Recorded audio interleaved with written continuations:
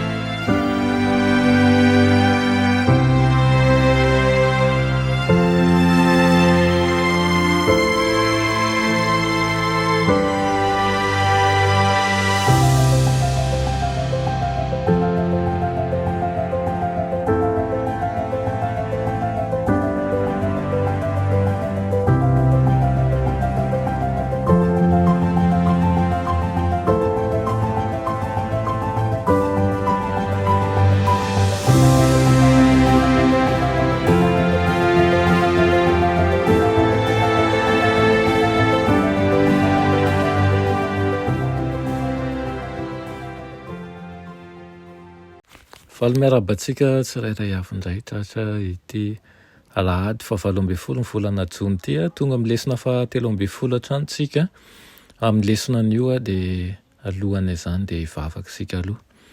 Ry Tompo Andriamanitra misaotra Tompo fa nomeno tompon'andro izay amin'ity alahady ity. Misaotra anao manokana no ny fitahianao anay. Hianatra ny teninao izay ankehitriny mangataka aminao mba hanokatra ny fomam-panahinay ary aoka hiasanao mandrakariva ao anatinay. Aminaran'i Jesosy, amen. Lohateny lesona antsika androany dia manao hoe miomana ho amin'ny fotoan-tsarotra farany. Miomana ho amin'ny fotoan-tsarotra farany. Ngamba zany resaka fotoan-tsarotra farany zany tsy vaovao aminao fa vaobaobasantsika izany anio. Marika isika ny 1 Thessalonianina 1:5-1 ka hatramin'ny 9 manao hoe minaran'i Jesosy fa ny amin'ny andro sy ny fotoana ry rahalahy dia tsy misy tokony ho soratako aminareo satria nareo mahalahala marimarina fa ho avy toy ny mpangalatra amin'ny alina ny andron'ny Tompo. Raha misy olona manao hoe miadana sy mandry fahizay dia hanjo azy tampoka ny fandringanana toy ny fanararian'ny vehivavy raha miteraka ka tsy afa-mandositra izy mihitsy izy fa ianareo rahalahy tsy ao amin'ny maizina mba hahatratranareo toy ny mpangalatra izao andro izany. Fa ianareo rehetra dia zanaky ny mazava sy zanaky ny andro, tsy an'ny alina na ny maizina isika, fa dia aza mba matory toy ny sasany isika fa aoka hiambina ka hahony tena. Amen. Napirisika ny mpino tao Tesalonika mba hiambina sy hahony tena ao anatin'ny tontolo-kevitry ny fiavian'i Kristy fanondroany ny apôstôly Paoly. Ary raha ny tenain'izany tamin'ireo mpino tamin'izany vanim-potoan'izany Paoly dia inona ary no lazainy amintsika ankehitriny? Nilaza koa izy fa zanaky ny mazava izy ireo ary tsy ao anatin'ny maizina. Mba tsy ho tampoka amin'izy ireo toy ny mpangalatra ozy izy zany andro zany. Nampasany teny hoe miambina i Jesosy miaraka amin'ny vavaka amin'ny kafanampo. Ny hoe miambina dia mailo ara-panahy. Ny fananana saina mahony tena dia ny fiheverana ampamatorana ny fotoana izay avy ilomantsika sy ny fifantohana amin'ireo zavatra tena manan-danja. Manampy an'izao teny izao Madame White manao hoe isika izay mahalala ny fahamarinana dia tokony hiomana ho amin'izay hianjady amin'izao tontolo izao tsy ho ela tahaka ny zavatra tsy ampoizina izay manafitra. Ary na dia mety ho tampoka amin'izao tontolo izao azy zany dia tsy tokony ho tampoka amintsika. Na dia tsy fantatsika aza ny fotoana isehoany zany dia ampy ny fahitantsika fa ho avy zany. Ary ankehitriny izao anio izao hahavonina no fotoana tokony atao. Manome antsika ireo afatry ny andro farany, ireo Kristy, mba ahafantarantsika izay ho avy ka hiomanantsika ho amin'izany.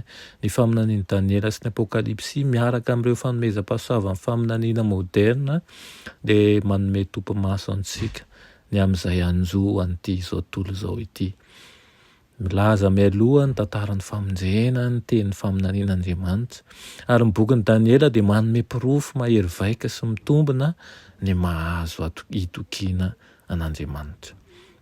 Raha fitina ny lesonantsika androany dia mifantoka bebe kokoa ny amin'ny fiomanana tokoa amin'ny fotoatsarotra farany ho jerentsika miandalana ireo fotoatsarotra farany nolazaina.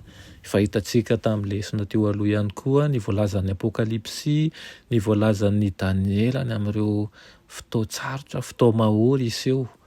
Ankehitriny dia tokony ho fantatsika fa tsy tokony hitovy amin'ireo izay tsy mahalala ny zavatra ho avy isika, fa ny fahalalantsika an'izany dia tokony hatonga antsika hiambina sy ahony tena mandrakariva. Aoka tsy ho tavela anatin'ny torimaso ara-panahintsika fa hifosy ho vonona mandrakariva tahaka ny havian'ny Tompo rapitso ny fahavononantsika anio. Ka na ho ela na ho aingana ny fihavian'ny Tompo dia izao sy anao tokony ho vonona mandrakariva. Amen.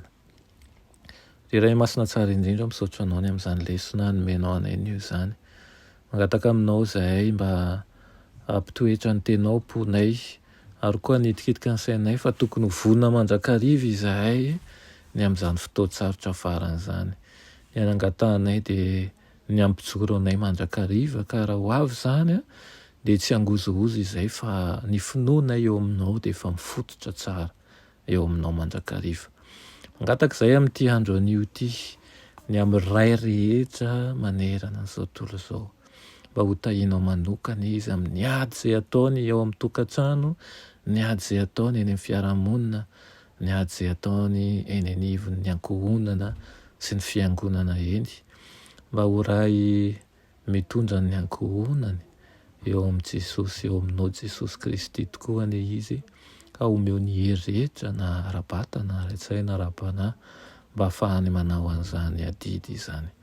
Ampio ihany koa izy mba tsy hamoy fosana hatria fa ny fanainao masina omba azy mandrakariva ka hanome ny hery rehetra ilaina mba ahafahana mitondra ny ankohonany ho any an-danitra. Amin'ny anaran'i Jesosy, amen.